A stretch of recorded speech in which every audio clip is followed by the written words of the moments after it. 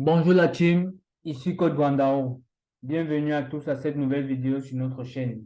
Les amis, les nouvelles ne sont pas très bonnes pour tous ceux qui sont sur la tech, qui sont sur les marchés boursiers.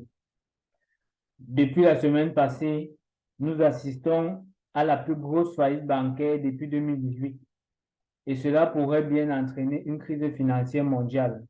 C'est officiel. Depuis vendredi dernier, la Silicon Valley Bank est en faillite.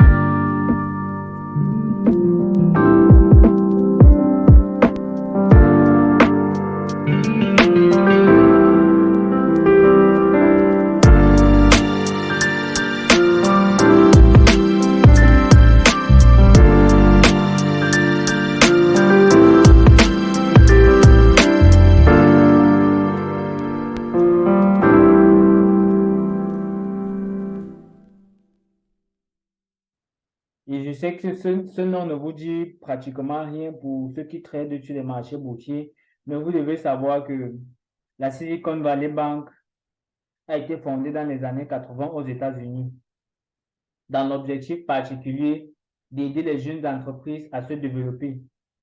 C'est l'exemple en 1987 par là qu'elle a fourni un crédit financier à Apple pour que Apple puisse se développer. Elle a aussi aidé les entreprises telles que SpaceX, telles que Twitter ou encore Airbnb.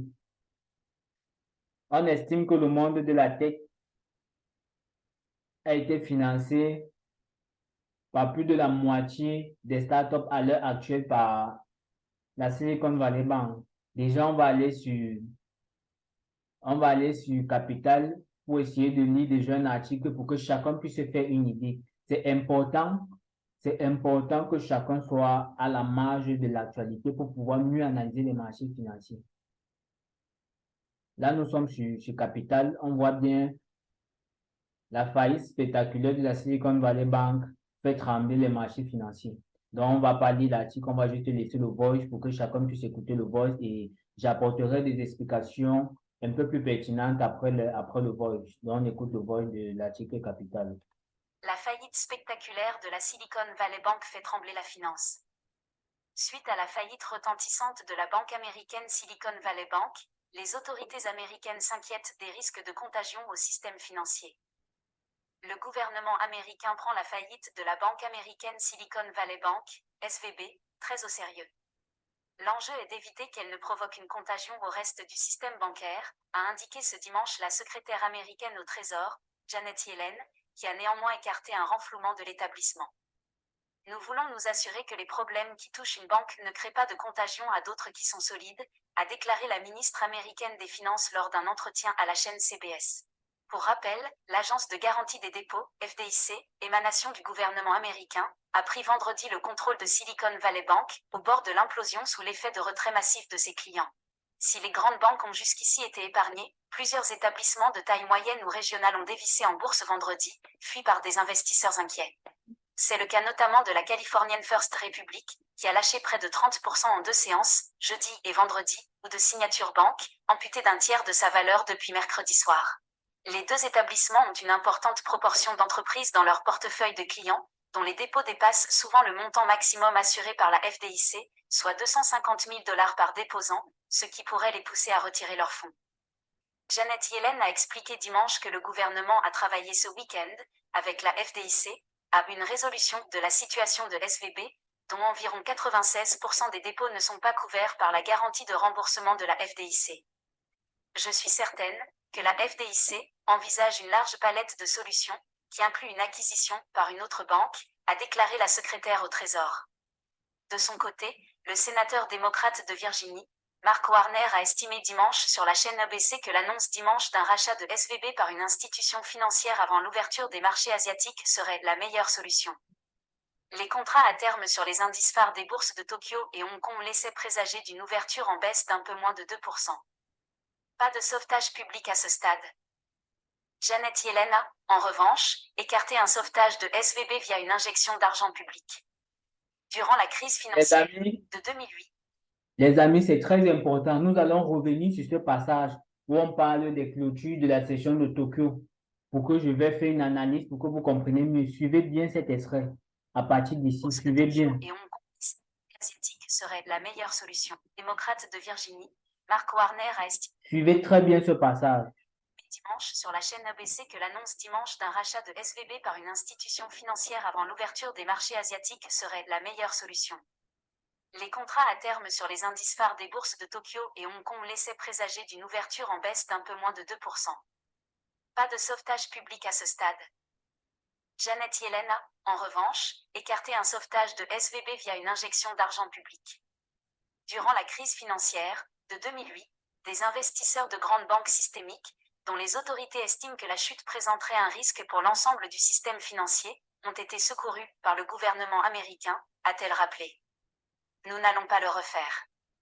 En septembre 2008, pour éviter un effondrement du système financier, les autorités américaines avaient ainsi injecté des centaines de milliards de dollars dans la plupart des grands noms de la place, des fonds que le gouvernement a ensuite récupérés. Plusieurs personnalités de la finance et du milieu des nouvelles technologies ont plaidé, depuis vendredi, pour un renflouement de SVB.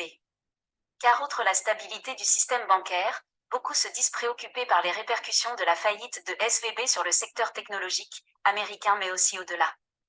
SVB se targuait d'avoir pour clients près de la moitié des entreprises technologiques et des sciences du vivant financées par des investisseurs américains. Beaucoup de déposants sont des petites entreprises qui ont besoin de pouvoir accéder à leurs fonds pour payer leurs factures et elles emploient des dizaines de milliers de personnes aux États-Unis, a relevé Madame Yellen. C'est un problème et nous travaillons avec les régulateurs pour y apporter une solution, a-t-elle poursuivi. Dimanche, le ministre britannique des Finances Jeremy Hunt a estimé que la chute de SVB posait un risque sérieux pour le secteur de la tech britannique. Plusieurs entrepreneurs ont aussi alerté, ces dernières heures, sur une possible onde de choc pour les startups technologiques indiennes, dont une partie était cliente de SVB. Les remous de la saga SVB se sont aussi propagés au milieu des crypto-monnaies. La devise numérique USDC, dite stable car théoriquement indexée sur le dollar, a ainsi chuté depuis vendredi après que son créateur, Circle, a annoncé avoir laissé 3,3 milliards de dollars dans les caisses de SVB. Plusieurs autres stablecoins, censés protéger les investisseurs en crypto-monnaie contre la volatilité légendaire de cette industrie, ont également décroché, comme le D ou l'USDD. La faillite spectaculaire de la Silicon Valley. Bon, les amis, je pense que chacun a écouté cet article et peut se faire une idée plus claire des mouvements sur les marchés boursiers à l'heure actuelle. Déjà, je vais expliquer cet article de manière basique pour ceux qui n'ont pas fait des études en économie, que ce soit la macroéconomie ou la microéconomie, qui n'ont pas fait des études poussées en finance, pour comprendre comment ces informations sont très importantes pour ceux qui traitent les marchés boursiers, notamment le forex et les autres marchés. Déjà, si je peux donner un conseil à chacun d'entre vous, c'est que cette semaine-ci, ce mois-ci, il faut être très prudent. N'entrez pas dans les trades parce qu'il faut entrer. Rassurez-vous que vos stratégies sont respectées.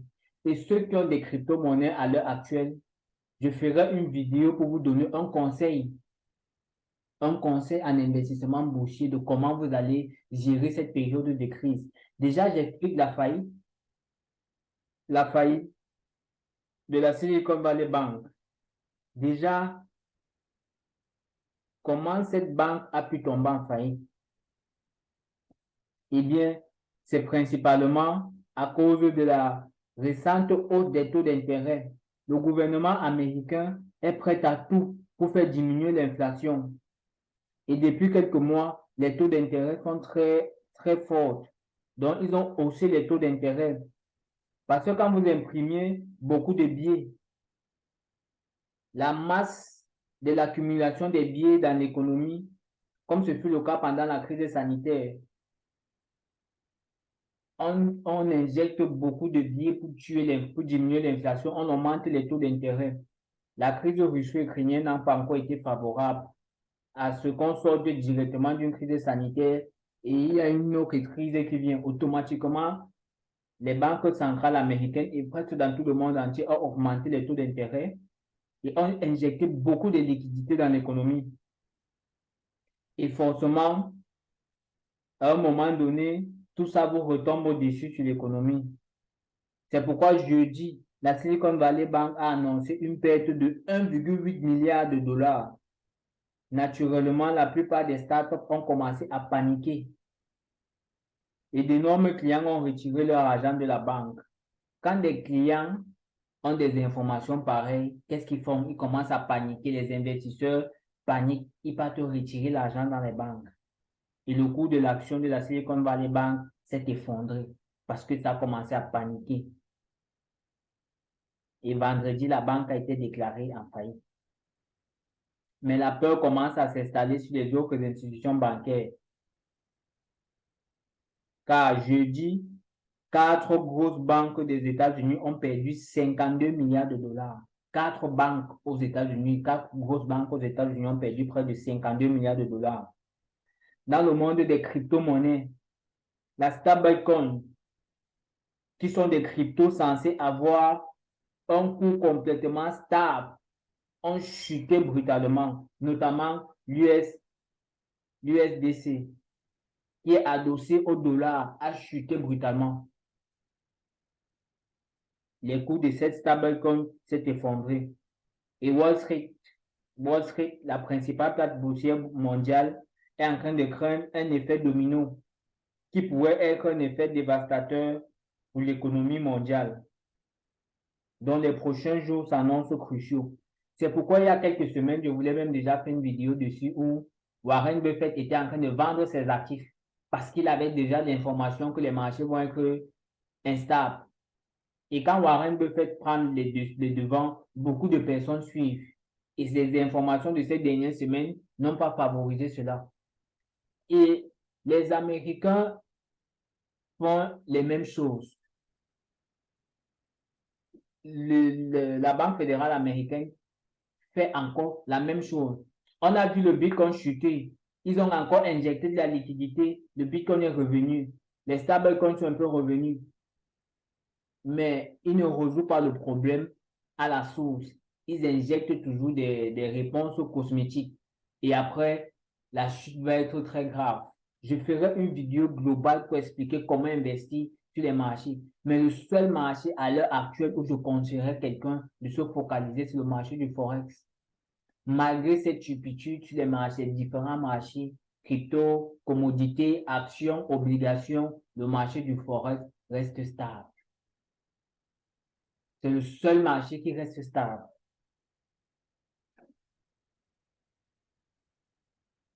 La fameuse récession de 2023 est enfin là. Elle se fait déjà ressentir.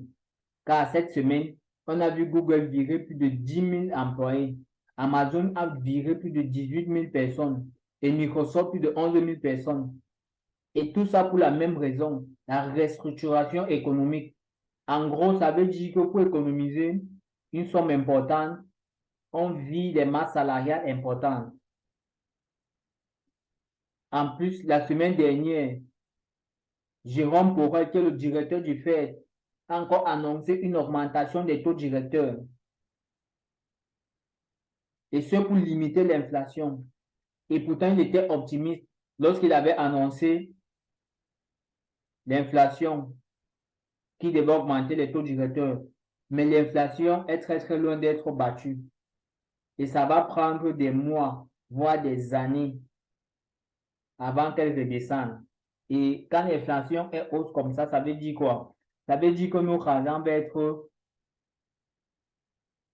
continuellement perdre sa valeur. Ça veut simplement dire que notre argent va perdre de sa valeur de manière continue. Et nos revenus ne suivront pas. Et notre pouvoir d'achat va diminuer aussi. Comme ça a été le cas tout au long de l'année 2020. Ce qu'on doit tirer de ces informations est qu'il faut compter uniquement sur soi-même pour se sortir de cette situation, pour ne pas être trop affecté. Alors, tu dois te développer. Chacun de vous qui suit cette vidéo doit se développer de manière individuelle. Développer des compétences qui te rendront indépendant pour ton entreprise ou créer même ta propre entreprise. Et le marché du Forex est l'élément principal pour se démarquer dans ce sens-là. Parce qu'avec le Forex, vous avez la possibilité de générer des revenus indépendants. Si tu arrives à faire ça, tu vas te démarquer lors de la crise. Parce que la crise qui vient là va être vraiment très terrible. Les Chinois sont en train de laisser complètement le dollar. Le dollar qui est la monnaie principale, la monnaie mère. Si déjà les Chinois, qui est à l'heure actuelle l'une des plus grosses économies mondiales, décident de ne plus échanger avec le dollar, ça aura un impact sur tous les marchés boursiers qui sont liés au dollar. Et il faut se préparer dès maintenant parce que ça vient. Il faut avoir l'œil pour bien voir les opportunités parce que ces moments de disette sont des moments aussi d'opportunités pour ceux qui sont rigoureux. Je ferai une vidéo pour un peu expliquer et donner des opportunités que chacun pourrait saisir sur les marchés boursiers.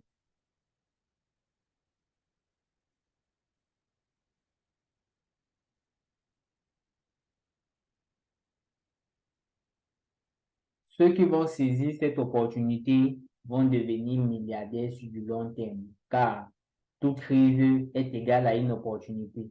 Et les crises sont de très grosses. Cette crise-ci va être une très grosse crise. Cette crise va être une très, très grosse crise. Et tous ceux qui vont savoir saisir cette opportunité vont devenir milliardaires. C'est dans ces moments-ci que Warren Buffett, les grands investisseurs, se font des opportunités et se font un maximum de profit sur les marchés. Pour ça, il faut avoir la bonne information et il faut avoir les bonnes connaissances. C'est pourquoi il ne faut pas attendre, il faut agir en cette période d'opportunité. Cette crise traduit faiblement le secteur de la tech. Ça traduit à suffisance la faiblesse du secteur de la technologie et de l'information. Parce que là, nous sommes en banqueroute. J'explique. Actuellement, nous sommes en banqueroute. La banqueroute veut dire quoi? Quand on dit qu'une banque a fait banqueroute, ça veut simplement dire que la Silicon Valley Bank a des difficultés sur ses crédits obligataires. Elle a prêté de l'argent à des sociétés de la technologie. Et tous sont variables aux États-Unis. Et la Réserve fédérale a relevé les taux d'intérêt. La Réserve fédérale, après avoir relevé les taux d'intérêt, elle a remonté le niveau de remboursement. Les entreprises qui ont prêté à des taux stables se voient rembourser avec des taux élevés. Et il n'y a pas d'entreprise qui soit capable de respecter ces taux-là. Les entreprises ne parviennent pas à rembourser avec des taux assez élevés. Elles sont donc défaillantes. Par conséquent, cela traduit un bilan de la banque. Et il y a des clients qui vivent mal cela. Parce que la communication a poussé les clients à se précipiter dans les banques pour retirer leur argent. Alors la tech et les cryptos sont en difficulté. La valorisation boursière sont déraisonnables. C'est pourquoi il faut être objectif. Dans l'article tout à l'heure, vous avez bien suivi, l'article était paru, l'article a paru hier. C'est pourquoi chacun d'entre vous doit juste changer le cap et se dire non. Il faut être dans un domaine un peu plus sécur. Et à l'heure actuelle, le domaine dans lequel vous aurez un peu plus de sécurité, c'est le domaine des marchés boursiers, notamment celui du Forex. Vous allez bien vous rendre compte que ce soit les flux des mouvements des marchés, ceux qui sont sur les crypto-monnaies à l'heure actuelle sont en train de pleurer parce que beaucoup qui ont fait des investissements en crypto voient les cryptos en train de chuter. Mais ceux qui ont des formations et qui ont des connaissances propices voient aussi des opportunités pour entrer dans le marché et se faire un maximum de profit. Mais sur le marché du Forex, c'est stable. On a cette stabilité-là et tous ceux qui sont dans notre formation se sont fait un marque de pips aujourd'hui. Seulement euro USD. Il y avait ce trade-ci. Il y avait ce trade-ci à prendre. Ce trade-ci, que ce soit là en buy, que ce soit là, là en sell, ici en buy. Il y avait ce trade-ci. GBP USD également, il y avait ce trade-ci en buy. Un très bon trade. Je vous laisse aller regarder les autres vidéos pour vous faire une idée de nos stratégies. Je ne vais plus revenir dessus. Là, c'était un très bon trade. Là aussi, il y avait un sell ici. Ici également, il y avait un sell là et puis un buy.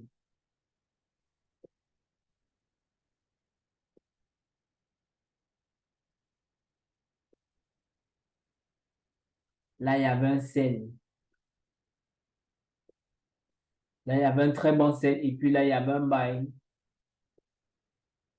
Ici, il y avait un buy là. Il y avait un buy ici, il y avait un buy depuis ici. Quelqu'un pouvait se rattraper encore à ce niveau-ci. Là, il y avait un sell et ici, il y avait un buy. Là, un sell et puis un buy. Le marché a fait un récital pour tous ceux qui sont dans notre formation. Là, également, un sell et puis un buy.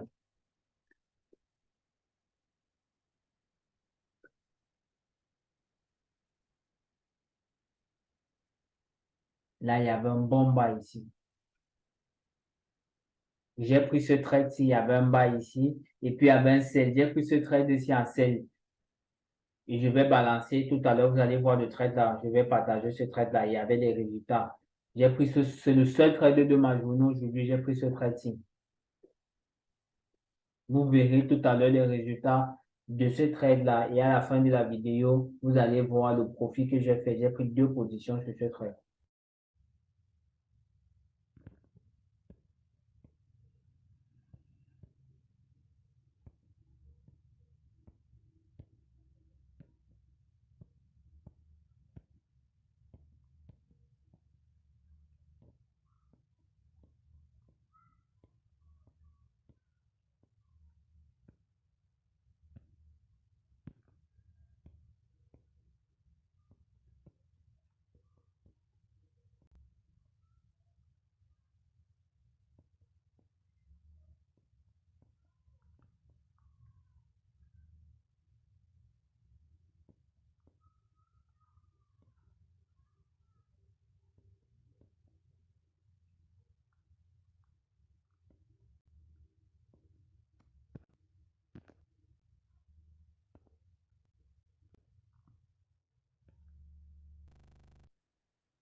Là, il y avait ce trade-ci en sell et puis en buy. Également ici, on avait ce sell-ci et puis ce buy. Même configuration. Là, il y avait un sell et puis le buy. Pratiquement toutes les paires ont respecté l'analyse de base. Là, le sell et puis le buy. Encore là, le sell et le buy. Pareil, hein, le marché sell à la session de Londres et à la session de New York, c'était en buy. Session de Londres en sell. Session de New York en buy.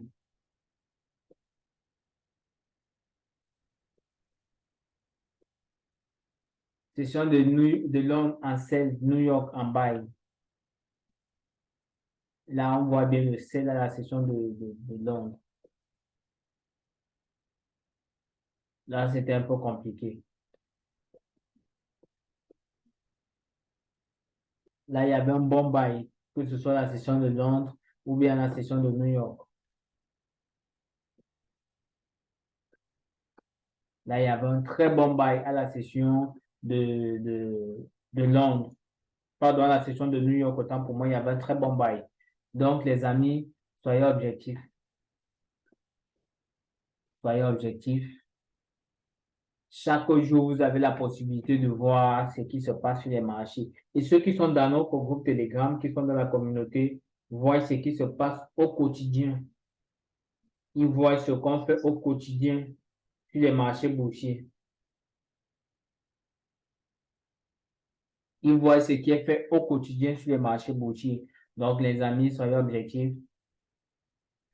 Cette tendance du marché va être très compliquée pour beaucoup. Pour ceux qui ne se seront pas préparés, ils vont avoir beaucoup de difficultés. Beaucoup de difficultés. Mais néanmoins, soyez juste objectifs. Sinon, les choses vont se faire naturellement. Soyez juste objectifs. Et sachez dans quoi vous engagez. Ne vous lancez pas comme des autodidactes. Vous allez perdre beaucoup de temps, beaucoup d'énergie et beaucoup d'argent que vous allez perdre. Concentrez-vous pour être objectif, vous former et travailler avec des personnes que vous voyez les résultats au quotidien. Et au bout de quelques temps, vous allez être rentable.